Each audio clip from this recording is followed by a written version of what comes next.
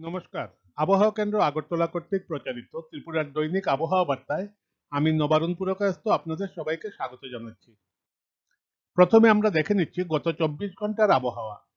গত 24 ঘন্টায় ত্রিপুরার সব জেলাতেই শুষ্ক আবহাওয়া পরিলক্ষিত হয়।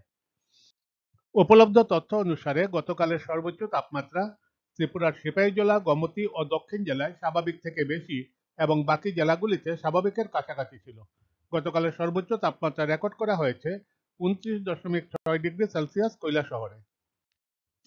উপলব্ধ তথ্য অনুসারে আজ সকালের সর্বনিম্ন তাপমাত্রা ত্রিপুরার সিপাহীজলা ও গোমতী জেলায় স্বাভাবিক থেকে কম এবং বাকি জেলাগুলিতে স্বাভাবিকের কাছাকাছি ছিল। আজ সকালে ত্রিপুরার সর্বনিম্ন তাপমাত্রা রেকর্ড করা হয়েছে 13.8 ডিগ্রি সেলসিয়াস কন্ডাছড়ায়। এবারে আগামী 24 ঘন্টার আবহাওয়ার আভাস। আগামী 24 ঘন্টায় ত্রিপুরার কোনো জেলাতেই বৃষ্টিপাতের কোনো সম্ভাবনা নেই এবং আগামী 24 ঘন্টার জন্য কোথাও কোনো সতর্কবার্তা নেই।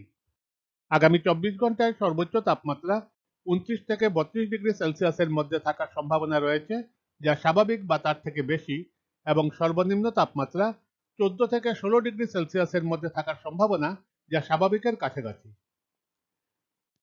আমাদের পরবর্তী দৈনিক আবহাওয়া বার্তা প্রচারিত হবে আগামীকাল অর্থাৎ 2রা মার্চ 2024।